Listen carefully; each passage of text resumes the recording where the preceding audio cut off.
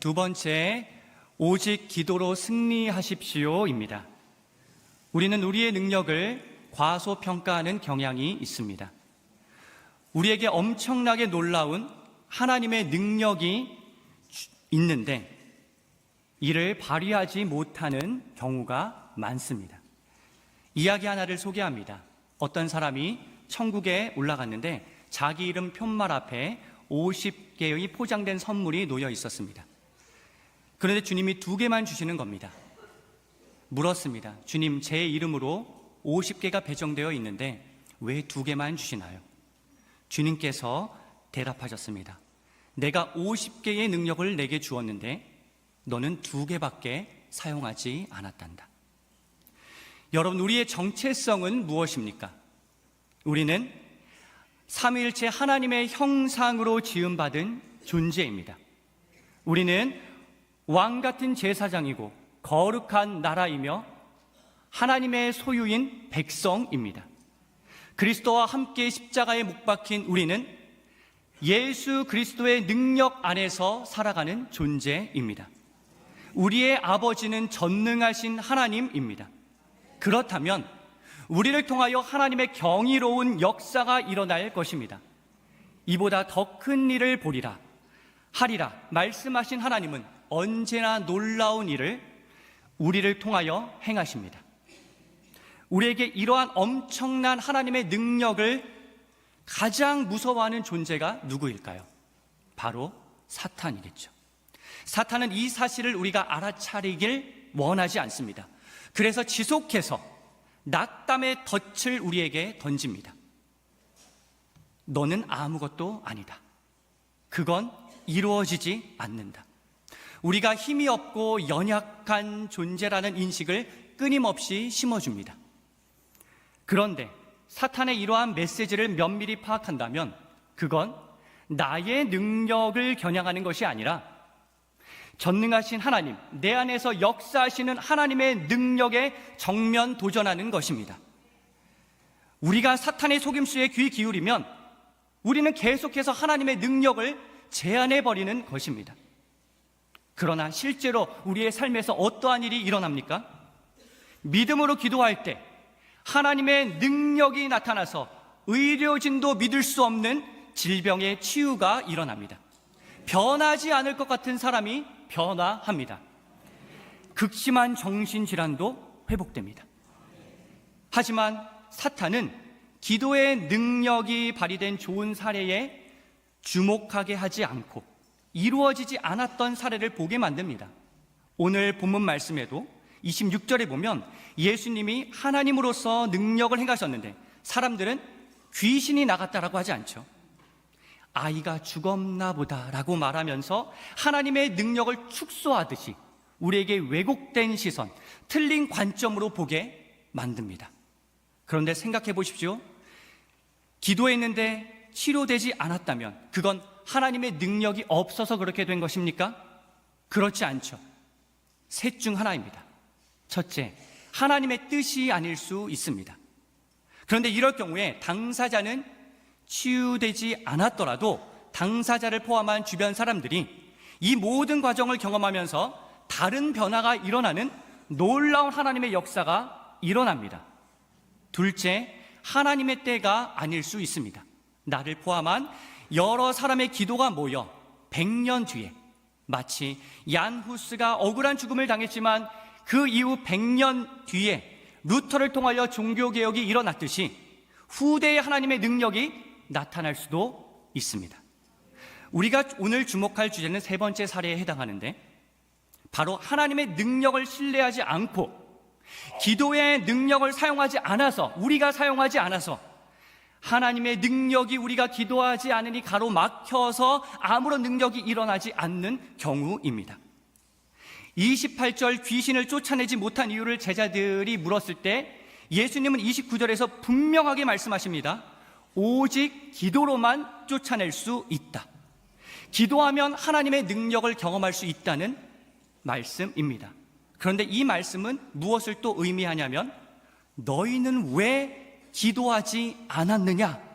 라는 예수님의 책망도 담겨 있습니다. 제자들의 삶을 떠올려 봅시다. 제자들의 기도는 부족했습니다. 이때만 기도 안 한 게 아니죠. 십자가를 지시기 전에 겟세마네 동산에서 예수님이 간절하게 기도하실 때 제자들은 자고 있었습니다. 이때 쓰인 단어가 숙면을 취하다입니다. 그러나 사도행전 2장 오순절에 모여서 기도하여 성령을 받으니 어떠한 하나님의 권능이 일어납니까? 은과 금은 없지만 나사렛 예수 그리스도의 이름으로 일어나 걸으라 선포하니 선천적으로 걷지 못했던 자가 일어납니다. 치유됩니다. 제자들이 예수님처럼 병자들을 치유하고 귀신 들린 자들을 고칩니다. 베드로는 기도의 능력으로 죽은 다비다를 살리기까지 합니다. 3,000명, 5,000명이 복음을 받아들이는 놀라운 하나님의 역사가 일어나는데 어떻게 해서 이처럼 담대하게 하나님의 말씀을 선포했는지를 한번 살펴보면 사도행전 4장 31절에 기도를 마치자 성령으로 충만해져 말씀을 담대하게 전하게 되었다고 나옵니다. 예수님의 말씀대로 기도하니 이러한 놀라운 능력을 제자들은 경험합니다. 사랑하는 성도 여러분, 하나님의 능력을 의심하지 마십시오. 하나님의 능력을 제한하지 마십시오. 기도를 통하여 하나님께서 여러분의 삶에서 어떻게 역사하시는지를 보십시오. 작은 문제가 아닌 크신 하나님을 바라보십시오. 불신과 의심이 몰려올 때 오늘 제자들에게 주신 기도의 교훈과 예수님이 실제로 행하신 능력을 기억하십시오. 25절 말씀 함께 읽겠습니다. 많은 사람들이 이 광경을 보려고 달려오는 것을 보시고 예수께서 귀신을 꾸짖으셨습니다. 듣지 못하게 하고 말 못하게 하는 귀신아, 내가 내게 명령한다. 이 아이에게서 나와 다시는 들어가지 마라. 아멘. 예수님의 이러한 능력은 기도하는 우리에게도, 오늘 우리에게도 동일하게 일어날 것입니다. 예수 그리스도의 이름으로 기도하면 모든 두려움이 떠나갈 것입니다. 담대하게 될 것입니다. 모든 불안감이 떠나갈 것입니다. 신뢰가 확신으로 가득 찰 것입니다. 질병이 치료되고 질환이 치유되며 소망과 비전이 회복될 것입니다. 우리가 하나님의 능력을 믿고 기도할 때 이 모든 일은 가능하게 될 것입니다. 27절에 보면 아이는 예수님의 손을 잡고 일어납니다. 예수님이 손을 내밀어 일으켜 세워주십니다. 잠깐 쓰러져 있었지만 결국 온전히 회복됩니다. 이는 어린 양 예수 그리스도의 십자가 사건과 같습니다.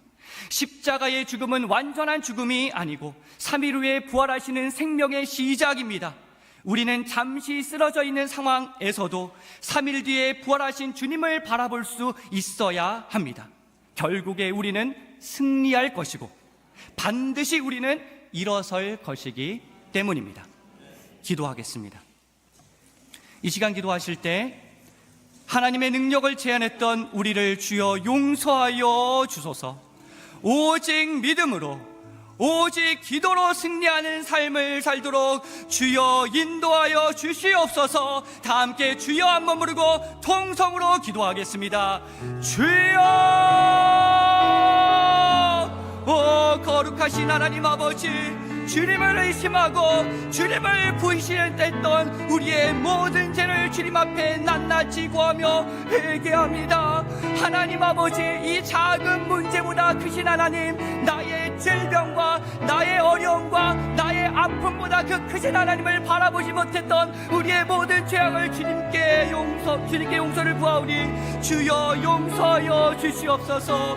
주여 긍휼히 여겨 주시옵소서. 주님, 우리를 일으켜 세워 주시옵소서. 우리의 믿음을 더하여 주시옵소서. 우리의 기도를 회복시켜 주시옵소서. 베드로가 고작 작은 풍랑 때문에 흔들렸습니다. 우리가 그러한 흔들림을 겪지 않고 오직 하나님만을 끝까지 바라보게 하여 주시옵소서. 내가 진실로 너희에게 이르노니 나를 믿는 자는 내가 하는 일도 그도 할 것이요 또한 그보다 큰 일도 하리니 이는 내가 아버지께로 갑니다. 그러나 너희는 택하신 족속이요 왕같은 제사장들이요 거룩한 나라여 그의 소유가 된 백성이니 이는 너희를 어두운 데서 불러내어 그의 기이한 빛에 들어가게 하신 이의 아름다운 덕을 선포하게 하려 하심이라.